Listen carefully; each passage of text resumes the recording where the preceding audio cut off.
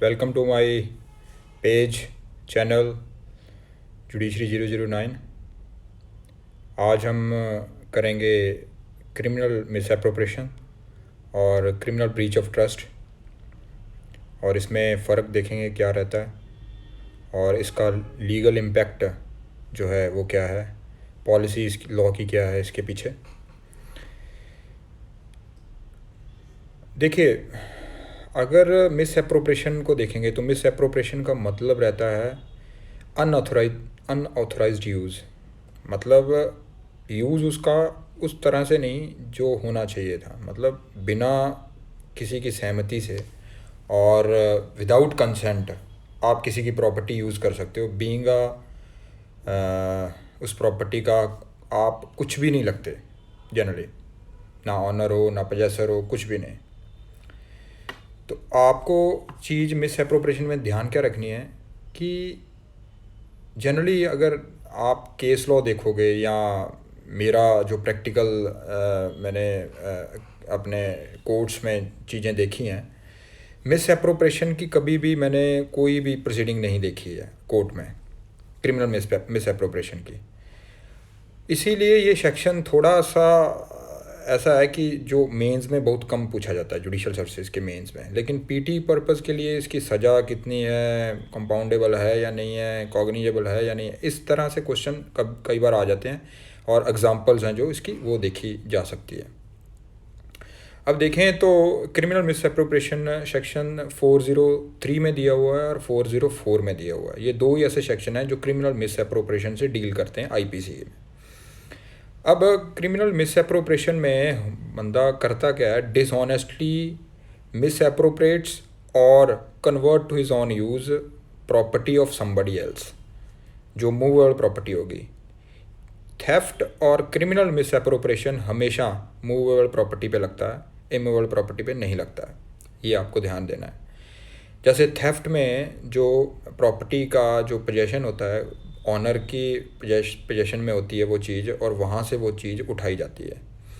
लेकिन miss appropriation में वो प्रॉपर्टी आपके पास बाय गुड फेथ और एक्सीडेंटली और किसी भी कारण से आप तक पहुँच सकती है, जिसमें आपको उस ऑनर का पता नहीं है या ऑनर का पता लग जाता है, लेकिन आप उस ऑनर को रिटर्न करने के बजाय आप अपने यूज़ के लिए उसको कर लेते हो। क्रिमिनल मिसअप्रोप्रिएशन जो है वो दो तरह का होता है जो जनरली आईपीसी में डील करता है। एक तो वो प्रॉपर्टी जो आम किसी की भी हो सकती है और दूसरी वो प्रॉपर्टी जो डिजीज्ड पर्सन की है, जो एग्जैक्टली अभी उसकी डेथ हुई है और डेथ एग्जैक्टली होने से पहले या उस टाइम पे जो भी उसके पास प्रॉपर्टी थी उस प्रॉपर्टी से रिगार्डिंग किसी ने उस प्रॉपर्टी से रिगार्डिंग मिस अप्रोप्रिएट किया है या उसको कन्वर्ट किया है, अनऑथराइज्ड यूज़ किया है उस प्रॉपर्टी का। जनरली ये जो सेक्शन है इसलिए बनाए गए हैं क्योंकि कोई भी बंदा किसी की भी प्रॉपर्टी को अनऑथराइज्ड यूज़ ना करे, तो ये सर्टनिटी है जो बनी रहे सोसाइटी में कि किसी की प्रॉपर्टी है वो ही उसको यूज़ करे। अगर क्रिमिनल ब्रीच ऑफ ट्रस्ट में देखोगे, वहाँ पे आप प्रॉपर्टी का पोजेशन हैंड ओवर करते हो किसी को, आप उसको किसी के डोमिनियन में वो चली जाती है, किसी के कंट्रोल में चली जाती है वो प्रॉपर्टी। लेकिन मिस अप्रोप्रिएशन में होता क्या है कि आप किसी को प्रॉपर्टी नहीं देते, प्रॉपर्टी ऑटोमेटिकली किसी के पास एक्सीडेंटली चली जाती है या वो एज कैसे भी उसके पास प्रॉपर्टी चली गई और बाद में उसको वो अपने यूज़ में कन्वर्ट कर लेता है या मिस अप्रोप्रिएट कर लेता है या किसी और को यूज़ करने के लिए वो दे देता है। जैसे मैं आपको एग्जांपल देता हूँ जो अक्सर प्रिलिमिनरी एग्ज़ाम में भी आती है। एक बंदा मंदिर में जाता है अपना छाता लेके, और वो छाता बाहर रख के अपना माथा टेक के बाहर जब आता है तो वो जब छाता होता है वैसा ही एक छाता एक और पड़ा होता है वहाँ पे, और वो अपना छाता उठाने की वजह से किसी और का छाता उठा लेता है और उसको समझता है ये छाता मेरा है। वो गुड फेथ में उसको लेके घर आ जाता है। घर आने के बाद उसको पता चलता है यार ये छाता मेरा नहीं है, लेकिन वो फिर भी उसको यूज़ में ला रहा है। तो क्या हुआ, ये मिस अप्रोप्रिएशन हो गया है। मतलब आपके पास प्रॉपर्टी आई है एक्सीडेंटली या किसी भी कारण से आपके पास प्रॉपर्टी आ गई है, जहाँ मान लीजिए एक तरीका आपको और बता देता हूँ, एक एग्जांपल और बता देता हूँ। जैसे मेरे को नेकलेस किसी का गिरा, मैंने देखा कि वो भाई साहब का नेकलेस नीचे गिर गया और मैंने उठाया, और उठाने के बाद मैंने नेकलेस को थोड़ा सा देखा और देखने के बाद मैंने कहा यार एक फ़ंक्शन अटेंड कर लेते हैं, फ़ंक्शन अटेंड करने के बाद इसको वापस कर देंगे। अब देखिए यहाँ पे चोरी नहीं है, क्योंकि प्रॉपर्टी वहाँ पे उसकी गिरी है, और मैं उसको जब मैंने पहली बार उसको उठाया था तो मेरा ये सोच थी कि मैं इसको रिटर्न करूँगा, लेकिन बाद में मेरी ये सोच होगी कि मैं इसको यूज़ करके फिर वापस कर दूँगा।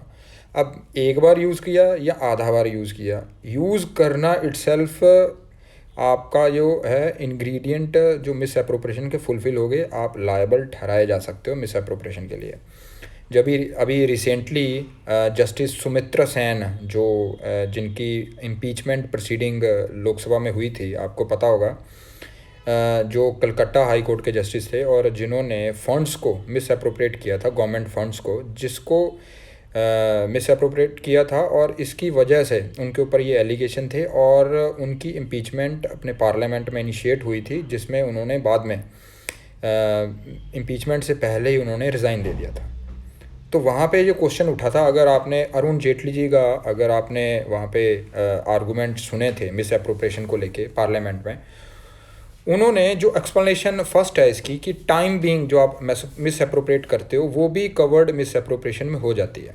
मतलब अनऑथोराइज्ड यूज़ जो आप टाइम बीइंग करते हो कि मैं अभी कर लेता हूँ एक बार या आधा बार या कुछ टाइम के लिए, बाद में वैसे चीज़ वैसे की वैसे रख दूँगा, या वैसे की वैसे जो चीज़ है वैसे की वैसे इसको दे दूँगा, तो वो मिस अप्रोप्रिएशन से बाहर नहीं जाएगा, वो मिस अप्रोप्रिएशन हो गया आपका। तो अरुण जेटली जी ने वो एक्सप्लेनेशन 1 को पार्लियामेंट में समझाया था कि टाइम बीइंग मिस अप्रोप्रिएशन क्या होती है। तो सुमित्रा सेन की जो इम्पीचमेंट प्रोसीडिंग है जस्टिस सुमित्रा सेन की, आप वो भी यूट्यूब में देख सकते हो अगर उसको समझने के लिए और फर्दर। और क्रिमिनल मिस अप्रोप्रिएशन में सच कुछ ज़्यादा नहीं है, इसकी जो सज़ा है वो 2 साल है, या आपको फ़ाइन हो सकता है और या बोथ हो सकती है। और ये क्योंकि नॉन कॉग्निजेबल ऑफेंस है, और ये इसकी कंपाउंडिंग भी हो सकती है, और ये बेलेबल ऑफेंस है। देखिए जो नए बच्चे हैं उनके लिए मैं थोड़ा सा बताना चाहता हूँ, कॉग्निजेबल और नॉन कॉग्निजेबल समझने के लिए आपको CRPC पढ़नी पड़ेगी, कोड ऑफ क्रिमिनल प्रोसीजर पढ़ना पड़ेगा। Cognizable with respect to IPC इसकी डेफिनेशन कुछ और है, cognizable with respect to other offences जो और कोई एक्ट स्पेशल दिए गए हैं उनमें कॉग्निजेबल और नॉन कॉग्निजेबल की डेफिनेशन अलग है। तो विद रिगार्ड टू अगर IPC देखोगे तो इसमें स्पेशली जो शेड्यूल में दिया गया है, या आपके सेक्शन के नीचे जो कमेंट है वो वहाँ पे जो सज़ा लिखी है दी गई है उसमें लिखा जाता है ये कॉग्निजेबल है या नॉन कॉग्निजेबल है। जनरली कॉग्निजेबल को ये समझा जाता है जो संगीन जुर्म है, जो जो सोसाइटी के अगेंस्ट हुआ है, और नॉन कॉग्निजेबल वो होता है जो इतना संगीन नहीं है और वो प्राइवेट बंदे के अगेंस्ट समझा जाता है। तो IPC पर्पज़ के लिए आपको शेड्यूल से पता चल जाता है कि उसमें सज़ा का सिस्टम नहीं है कि कई बार 2 साल की सज़ा दी होती है लेकिन वो ऑफेंस कॉग्निजेबल होता है, कई बार सज़ा 7 साल की होती है वो ऑफेंस नॉन कॉग्निजेबल होता है। तो ऐसा ये फंडा नहीं है, वो फंडा अदर ऑफेंसेस के लिए चल सकता है कि 3 साल या 3 साल से ज़्यादा ऑफेंस की अगर सज़ा है तो वो कॉग्निजेबल में डील हो जाएगा। अगर वो किसी और IPC के अलावा किसी और ऑफेंस को किया है, जैसे अलग ऑफेंसेस हैं, डॉरी एक्ट है, फेरा एक्ट है, फेमा है, कोई भी एक्ट है जहाँ पे कॉग्निजेबल और नॉन कॉग्निजेबल की उन्होंने डेफिनेशन नहीं डाली है, तो वहाँ पे ये फंडा चलेगा कि वहाँ पे 3 साल वाला, 3 साल या 3 साल से ज़्यादा वाले वो कॉग्निजेबल ऑफेंस होंगे, 3 साल से कम होंगे वो नॉन कॉग्निजेबल होंगे अदर ऑफेंसेस के लिए। लेकिन IPC पर्पज़ के लिए आपको शेड्यूल देखना है और नीचे जो दिया हुआ है वो देखना है कि वो एक्चुअली कॉग्निजेबल है नॉन कॉग्निजेबल है, इससे आप अंदाज़ा लगा सकते हो। अब ये क्रिमिनल मिस अप्रोप्रिएशन है जो इसमें कंपाउंडिंग भी हो जाती है, कंप्रोमाइज़ हो सकता है। मैंने आपको पहले भी बता सकता हूँ कि बताया कि कंप्रोमाइज़ 2 तरह के होते हैं, कंपाउंडिंग 2 तरह की होती है जो सेक्शन 320 में दी हुई है CRPC के। Compromise with permission of court होता है, विदाउट परमिशन ऑफ कोर्ट हो सकता है, तो वो आपको देखना है, इसमें जो जिसके अकॉर्डिंग लिखा है उसके अकॉर्डिंग आपने देखना है।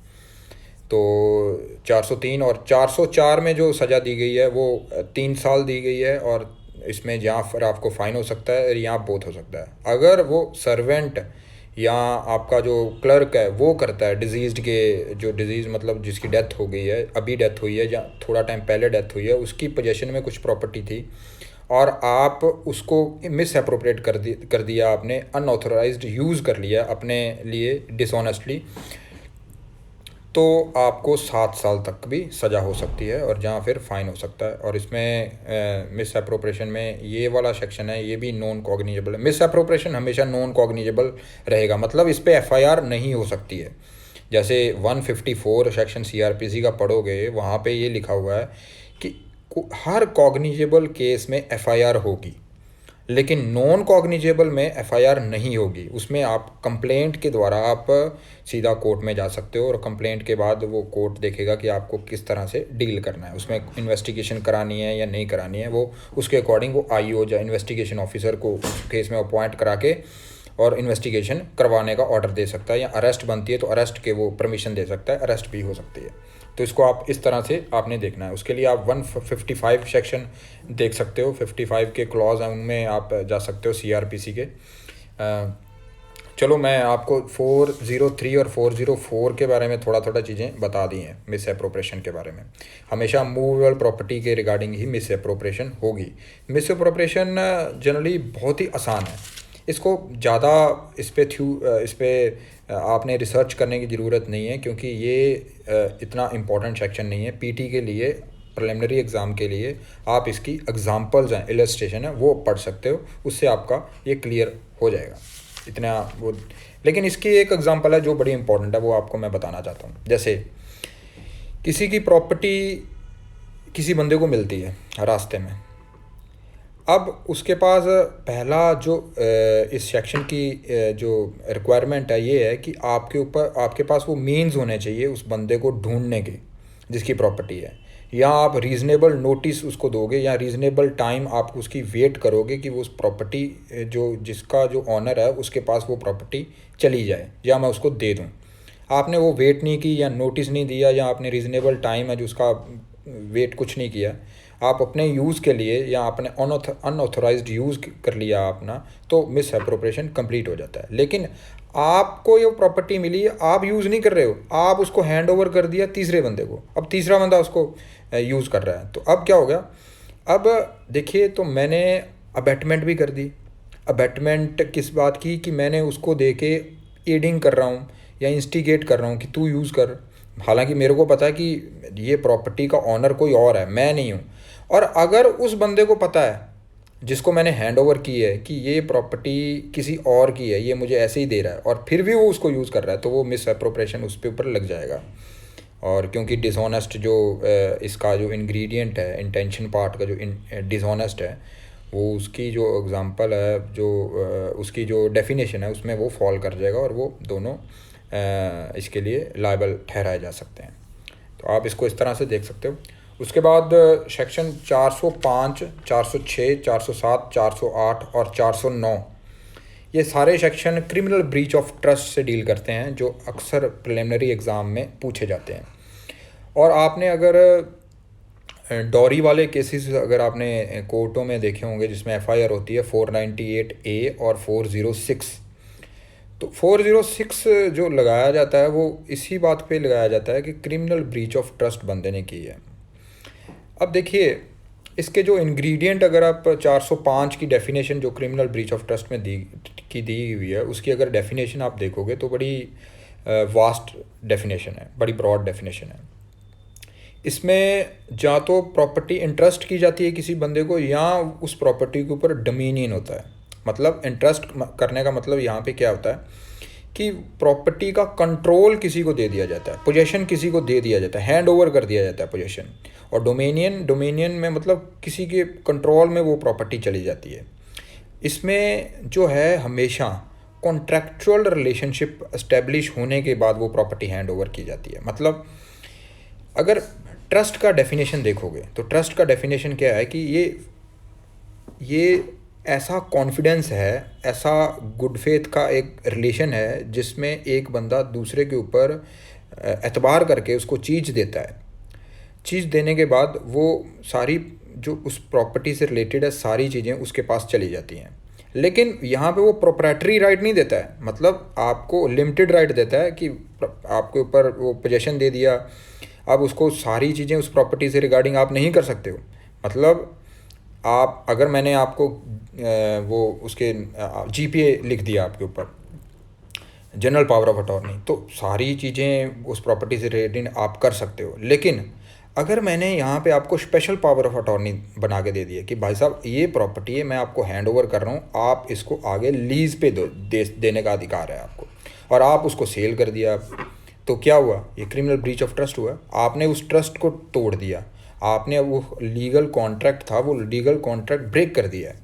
तो आप इसको इस तरह से देख सकते हो कि मतलब जो कंडीशन आपके ऊपर लगाई थी, मैंने आपको इंटरेस्ट की थी प्रॉपर्टी, मतलब ये है कि देखिए ट्रस्ट का जो रिलेशन इस्टेब्लिश होता है वो फिड्यूशरी रिलेशन के ऊपर डिपेंड करता है। फिड्यूशरी रिलेशन का मतलब होता है ट्रस्ट और कॉन्फिडेंस। मतलब जैसे आप अपने कोई बिजनेस करते हैं, दो बिजनेसमैन हैं, तो वो एक दूसरे ऊपर कॉन्फिडेंस से बिजनेस करते हैं, एक दूसरे के ऊपर उनका विश्वास होता है, और ये विश्वास बना रहा है बिजनेस में, और डीलिंग्स जो होती हैं सोसाइटी में एक दूसरे से, वो कॉन्फिडेंस लोगों में बना रहा है। इसीलिए ये सेक्शन बना है कि वो कॉन्फिडेंस किसी का टूटे ना, वो ट्रस्ट किसी का टूटे ना। ये ब्रीच ऑफ ट्रस्ट नहीं है, ये क्रिमिनल ब्रीच ऑफ ट्रस्ट है। मतलब वो आपने जो ट्रस्ट ब्रेक किया है उसको क्रिमिनली हम उसमें डाल दिया है, इसीलिए उस पे ऊपर सज़ा का प्रावधान है। तो आप अगर देखोगे तो इसमें दो चीज़ें मैंने आपको बता दी हैं 405 की डेफिनेशन में। जैसे पहला तो डोमिनियन ओवर प्रॉपर्टी या इंटरेस्टमेंट ऑफ ओवर प्रॉपर्टी। उसके बाद बंदा क्या करता है उस प्रॉपर्टी से रिगार्डिंग, या तो उसको अपने यूज़ के लिए यूज़ कर लेता है, या मिस अप्रोप्रिएट कर देता है, या उसको डिस्पोज ऑफ कर देता प्रॉपर्टी को। एक्चुअली में डिस्पोज ऑफ प्रॉपर्टी का करना था, लेकिन जो ऑनर चाहता था जैसे उसके अकॉर्डिंग नहीं किया है, अपने अकॉर्डिंग कर दिया, जिससे उसको लॉस हो गया। तो इस वजह से आपके ऊपर वो क्रिमिनल ब्रीच ऑफ ट्रस्ट का चार्ज लग सकता है। इसमें चार चीज़ें हैं, या तो मिस अप्रोप्रिएट करते हो आप, या कन्वर्जन करते हो, या खुद यूज़ कर लेते हो, या डिस्पोज ऑफ कर देते हो प्रॉपर्टी का उसके अकॉर्डिंग नहीं जिसके अकॉर्डिंग होना चाहिए था। तो ये चार चीज़ें हैं। आपको प्रॉपर्टी दी गई थी, और दी गई थी किसी पर्पस के लिए, लेकिन वो पर्पस ना करते हुए आपने कोई और पर्पस अपनी फ़ायदे के लिए उसको यूज़ कर लिया प्रॉपर्टी को। तो ये आप देख सकते हो, इसमें दोनों प्रॉपर्टी डील हो जाती है, मूवेबल और इमूवेबल। तो इसको आप इस तरह से देख सकते हो। जनरली यो मैंने आपको बताया था 498A वाले केसेस, उसके साथ 406 इसलिए लगाया जाता है क्योंकि कई बार स्त्री धन होता है जो लेडीज़ का, वो स्त्री धन जहाँ पे जिस घर में जाते हैं वो हैंड ओवर करते हैं, उसका पोजेशन वो एब्डिकेट कर देते हैं।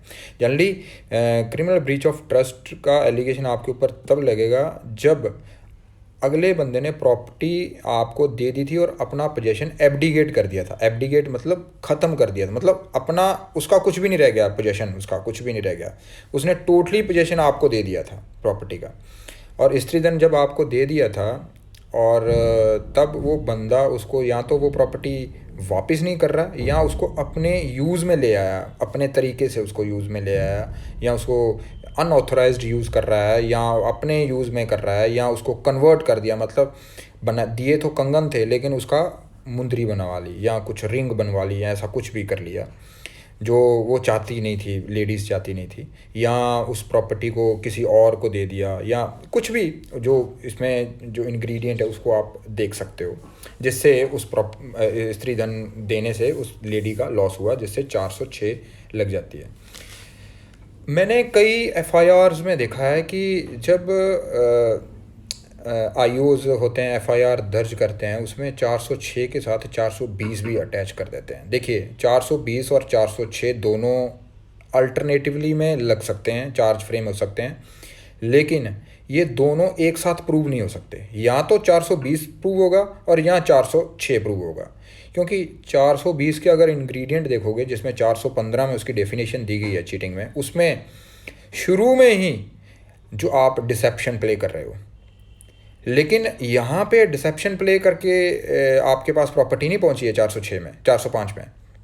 यहाँ पे क्या है, प्रॉपर्टी आप खुद हैंड ओवर कर देते हो इन अ गुड फेथ, और बंदा भी उसकी आप ले रहे हो, बंदा भी उसका जो कस्टडी ले रहा है प्रॉपर्टी की गुड फेथ में ले रहा है, उसके बाद वो मिस अप्रोप्रिएट करता है या कन्वर्ट करता है या अपने यूज़ में करता है या डिस्पोज ऑफ करता है। लेकिन 420 में बंदा शुरू में डिसेप्शन प्ले करके वो प्रॉपर्टी लेता है, या अदर इंग्रेडिएंट है जो 415 के वो देखे जा सकते हैं। इसीलिए 406 या तो लगेगा या 420 लगेगा, दोनों साथ नहीं लग सकते। अल्टरनेटिवली में आप चार्ज फ्रेम कर सकते हो, जैसे अगर ड्यूरिंग विटनेसेस अगर कुछ आते हैं, कुछ ऐसा बोल के जाते हैं, या तो 406 प्रूव हो जाएगा या 420 प्रूव हो जाएगा, दोनों नहीं प्रूव हो सकते। तो आपको इस तरह से भी देखना है। अगर कुछ ऐसी एफआईआर आती है आपके पास, जैसा केस आता है, तो आप उसको इस तरह से डील कर सकते हो। देखिए, मैंने आपको ये तो बता दिया है। इसमें थोड़ी सी मैं एग्जांपल बताना चाहता हूँ क्रिमिनल ब्रीच ऑफ ट्रस्ट की। क्रिमिनल ब्रीच ऑफ ट्रस्ट में अगर देखोगे तो काफ़ी ऐसी एग्जांपल्स हैं जो बड़ी इंपॉर्टेंट है। केस लॉ जो अक्सर प्रिलिमिनरी एग्ज़ाम में पूछे जाते हैं, वो केस लॉ बता देंगे, आपको फैक्ट बता देंगे, उसमें आपने बताना होगा कि ये क्रिमिनल ब्रीच ऑफ ट्रस्ट है या कुछ और ऑफेंस बन रहा है। जैसे अपने गाँव में आपने देखा होगा कि कोऑपरेटिव सोसाइटीज़ होते हैं, जिसमें हर बंदा उसमें मेंबर होता है, और कोऑपरेटिव सोसाइटी में कुछ खाद वगैरह या जो और चीज़ें, डीज़ल वगैरह जो किसानों को आता है, वो सारे जैसे गवर्नमेंट, सेंट्रल गवर्नमेंट वो देती है। तो आपने उसके ऊपर जो सोसाइटी के मेंबर होते हैं उनको वो प्रोवाइड करना होते हैं, कुछ ब्याज से, कुछ पैसों से वो दिए जाते हैं। अगर मान लीजिए सेंट्रल गवर्नमेंट कोऑपरेटिव सोसाइटी में कुछ खाद लेके आई है, जो डीएपी, जो जहाँ यूरिया खाद जो भी होती है, या डीज़ल या कुछ बीज किसी चीज़ के, और किसानों को बांटने के लिए देती है कि किसानों को आगे बांटो। और जो इंस्पेक्टर होता है जो वहाँ का कोऑपरेटिव सोसाइटी का, अगर वो इंस्पेक्टर जो किसान उस सोसाइटी के मेंबर हैं उनको ना दे के किसी और को दे दें, जनरली ये देखा गया है, पंजाब हरियाणा में अक्सर ये चीज़ें देखी जाती है, क्योंकि डीएपी की जब शॉर्टेज होती है तो ये कोऑपरेटिव सोसाइटी में जो इंस्पेक्टर्स होते हैं, ये जनरली जो सोसाइटीज़ के मेंबर नहीं होते हैं उनको ये खाद बाहर की बाहर दे देते हैं, और अच्छा सा उसमें जो भी उनका चार्ज बनता है वो ले लेते हैं। देखिए, इसमें क्रिमिनल ब्रीच ऑफ ट्रस्ट हो गया है, क्योंकि सेंट्रल गवर्नमेंट ने कोऑपरेटिव सोसाइटीज़ की जो नींव रखी थी, इसी पर्पज़ के लिए रखी थी कि ये जो अच्छी चीज़ें हैं वो किसानों तक पहुंची जाए, जो उस कोऑपरेटिव सोसाइटी के मेंबर हैं। हर गांव में अब कोऑपरेटिव सोसाइटी का ये सिस्टम आपको देखने को मिल जाएगा, जहाँ पे किसानों को ये ब्याज पे या कुछ चीज़ें, यूरिया खाद अच्छी दी जाती है, कुछ कम दाम पे, या उस जैसे भी आप उसको देख सकते हो। अब देखिए, मैं आपको मिस एप्रोप्रिएशन की एक एग्जांपल देता हूँ। जैसे जनरली बैंक जो होते हैं वो अटैच कर लेते हैं किसी की प्रॉपर्टी को। अगर किसी किसान की प्रॉपर्टी को अटैच किया हुआ है, प्रॉपर्टी मतलब उसके जैसे उसने गेहूँ भी बोया हुआ है और गेहूँ को अटैच कर लिया उस ज़मीन में, और अगर वो गेहूँ किसान उसको काट लेता है, हार्वेस्ट कर लेता है, तो किसान पे क्या लगेगा? तो किसान पे मिस एप्रोप्रिएशन लगेगा, क्योंकि वो प्रॉपर्टी एक्चुअल में बोई उसी ने है, लेकिन वो अटैच हो गई। अब क्रिमिनल ब्रीच ऑफ ट्रस्ट इसमें नहीं लगेगा, क्योंकि अभी वो उसने हैंड ओवर नहीं किया अपना पोजेशन किसका है? पोजेशन उसी का ही है, लेकिन वो एक्चुअल में बैंक का अटैचमेंट है उसके ऊपर, लीगल राइट बैंक का ही है। तो आप इसको इस तरह से देख सकते हो। अभी एक मैंने एग्ज़ाम्पल देखी थी, एहसन मिश्रा जो बुक है उसमें, कि एक लेडीज़ जो इलाहाबाद से दिल्ली जाना चाहती थी और उसके पास टिकट थी, और एक वो मुसाफिर को दिखाती है कि ये देख के बताइए भाई साहब, ये इलाहाबाद से दिल्ली की ही टिकट है। और वो आदमी ने भी, मुसाफिर ने भी दिल्ली जाना होता है, लेकिन उसके पास टिकट होती है ग्वालियर तक की, या जो रास्ते में जो भी पड़ता है उस वहाँ तक की। वो उस टिकट को उसके साथ चेंज कर देता है। अब ये क्वेश्चन ये उठता है, ये कौन सा ऑफेंस उस बंदे ने कर दिया? देखिए, अगर आप ingredient criminal breach of trust के देखोगे, या मिस एप्रोप्रिएशन के देखोगे, या चीटिंग के देखोगे, तो जनरली कुछ बुक्स में ये दिया गया कि ये चीटिंग है, क्योंकि उसने शुरू से ही डिसेप्शन प्ले की थी। लेकिन ऐसा नहीं है। क्योंकि जब उसने हैंड ओवर की थी प्रॉपर्टी, तो डिसेप्शन से हैंड ओवर नहीं हुई है ये प्रॉपर्टी। मतलब डिसेप्शन मतलब आपने ट्रिक्स, ऐसा गंदा ट्रिक्स करके जिसमें आप वो चाहते हो कि हाँ ये चीज़ मेरे पास आ जाए, और इसको धोखा देके, धोखा एक्चुअली डिसेप्शन मीन्स धोखा। अब यहाँ पे प्रॉपर्टी उसने खुद हैंड हुई और उसके बाद उसने वो प्रॉपर्टी अपने यूज़ के लिए की है, तो ये मिस एप्रोप्रिएशन में जाएगा, ये ब्रीच ऑफ ट्रस्ट भी नहीं है, क्योंकि कस्टडी अभी भी प्रॉपर्टी की उस लेडी के पास ही है, उस टिकट की कस्टडी अभी भी लेडी के पास है। यहाँ पे मिस एप्रोप्रिएशन लग सकता है, लेकिन ब्रीच ऑफ ट्रस्ट और चीटिंग नहीं लगेगी। आपको वो बताना चाहता था, क्योंकि अक्सर ये क्वेश्चन, ये एग्जांपल प्रिलिमिनरी एग्ज़ाम में पूछी जाती है, और अक्सर ये जो स्टूडेंट है वो गलत करते हैं। आप इसको इस तरह से भी देख सकते हो। उसके बाद इसमें ऐसा सच कुछ रह नहीं गया तो मैंने नहीं बताया।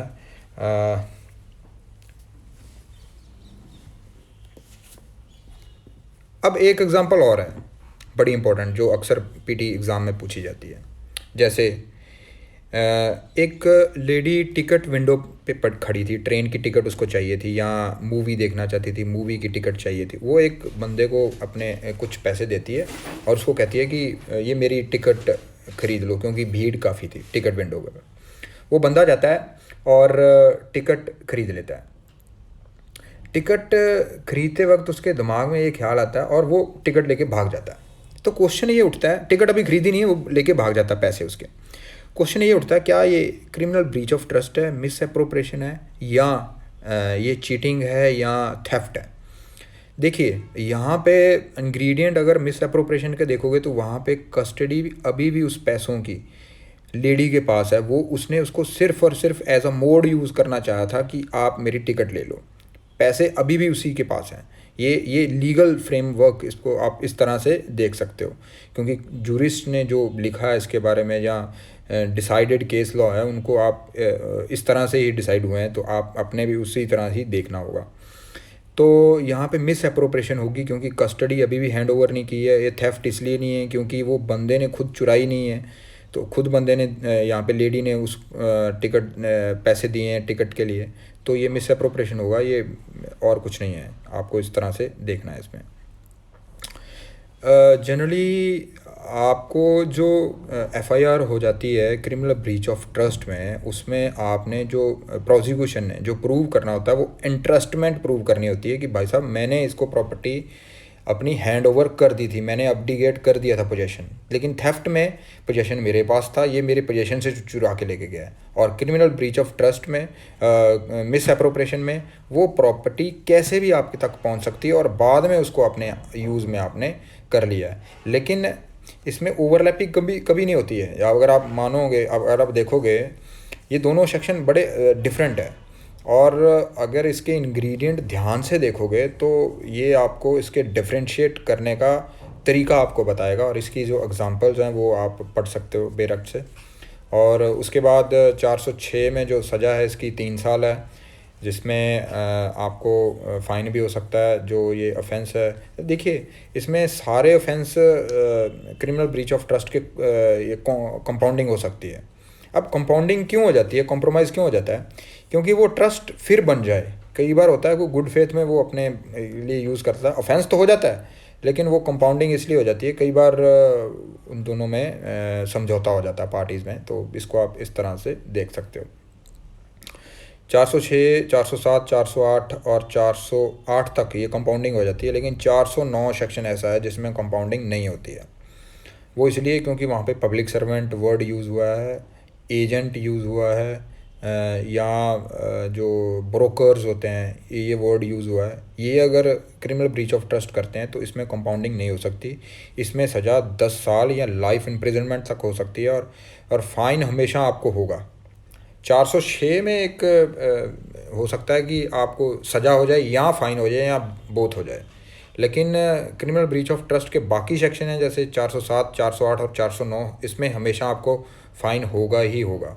और जुडिशल मजिस्ट्रेट फर्स्ट क्लास हमेशा ये सुनेगा, इसमें एनी मजिस्ट्रेट की कंसेप्ट नहीं है। लेकिन 403 जो मिस एप्रोप्रिएशन है वो सिंपल मिस एप्रोप्रिएशन, उसमें जो है एनी मजिस्ट्रेट सुन सकता है, लेकिन 404 है वो वो सेक्शन ऐसा है जिसमें जुडिशल मजिस्ट्रेट फर्स्ट क्लास ही सुनेगा। तो आप इसको इस तरह से देख सकते हो। ये पंजाब एडीए, राजस्थान एडीए या ये जो हरियाणा एडीए में पेट क्वेश्चन है क्रिमिनल ब्रीच ऑफ ट्रस्ट के, जो 407, 8 और 9 में पूछते हैं कि इसमें कितनी सज़ा है, इसमें ट्राइबल कौन है, इसमें कौन कौन से बंदे आते हैं, एजेंट आता है, वार फिंगर आता है, करियर आता है, क्लर्क आता है, सर्वेंट आता है, वो कौन से सेक्शन में दिया गया है। तो आप इसको थोड़ा सा ट्रिकी होता है, थोड़ा सा आप इसको आप अपना याद कर सकते हो, आप देख सकते हो। जनरली मैंने आपको सारी चीज़ें इसमें बता दी हैं, इसमें एज सच कुछ भी नहीं है। और आपको अगर कुछ क्वेरीज़ हुई तो आप मुझे टेक्स्ट कर सकते हो मेरी पर्सनल प्रोफाइल में या इसी मेरे पेज पे। और थैंक यू सो मच।